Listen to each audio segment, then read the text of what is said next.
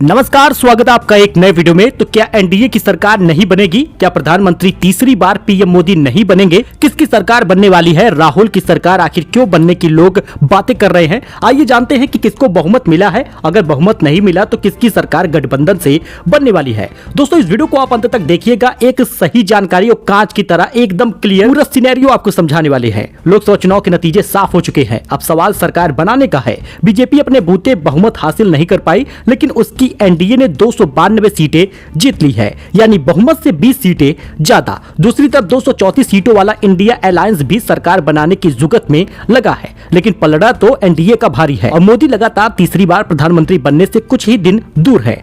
लेकिन सबसे पहले दोनों गठबंधनों के आंकड़े जान लेते हैं, क्योंकि 543 सीटें होती हैं। सरकार बनाने के लिए कम से कम 272 सीटें चाहिए होंगी। बीजेपी की अगुवाई वाली एनडीए गठबंधन को 292 सीटें मिली है। आप यहाँ पे पूरा सीट टेबल देख सकते हैं, जिसपे बीजेपी को 240 सीटें मिली हैं, टीडीपी को 16, जेडीयू को 12 और शिवसेना 7। बाकी सब आप यहाँ पर देख सकते हैं, 1-2 सीटें और सब लोगों को मिली है। पहला सिनेरियो आप समझ लीजिए, अगर चंद्रबाबू की टीडीपी एनडीए का साथ छोड़ती है तो क्या होगा। देखिए, अब बीजेपी को नरेंद्र मोदी को अगर पीएम बनाना है तो चंद्रबाबू नायडू का साथ चाहिए होगा, यानी टीडीपी का साथ मिलेगा। अगर टीडीपी साथ नहीं देती है तो इन्हें 16 सीटों का नुकसान होगा।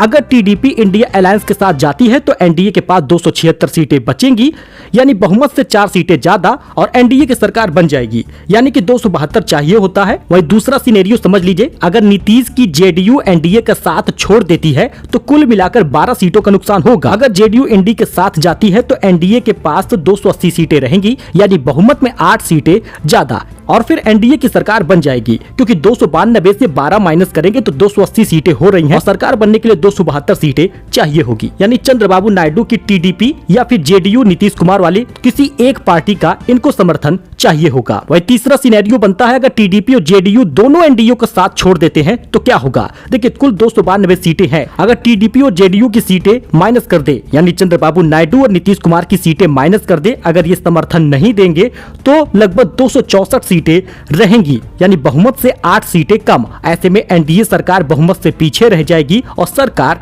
नहीं बनेगी। तो ये 3 सिनेरियो था, जिसमें किसी एक पार्टी का समर्थन तो बीजेपी को चाहिए ही होगा। अन्य सीटों से भी ये बहुमत लेकर अपनी सरकार बना पाएंगे। वह इंडिया अलायंस भी सरकार बना सकती है। कैसे, इसको समझिए। अगर टीडीपी और जेडीयू इनका समर्थन कर देते हैं तो इंडिया सरकार बन जाएगी, राहुल गांधी की सरकार बनेगी। पहला सिनेरियो समझिए, अगर जेडीयू एनडीए छोड़कर इंडिया अलायंस के साथ आता है तो 12 सीटें उनके साथ जुड़ जाएगी, तो इनका आंकड़ा 246 पहुंच जाएगा। इसके बाद वह बहुमत के आंकड़े से 28 सीटें पीछे रह जाएंगे। दूसरा सिनेरियो, अगर टीडीपी एनडीए छोड़कर इंडिया अलायंस के साथ आता है तो 16 सीटें जुड़ जाएंगी, यानी इनके आंकड़े 250 पहुंच जाएंगे, फिर भी 22 सीटें कम रहेंगी बहुमत से। तीसरा सिनेरियो है कि अगर जेडीयू और टीडीपी दोनों इनके साथ आ जाते हैं, यानी इंडिया अलायंस के साथ, तो लगभग 28 सीटों का इनका इजाफा होगा और इनकी सीटें लगभग 262 हो जाएंगी और 10 सीटें कम पड़ेगी बहुमत के लिए सरकार बनाने के लिए।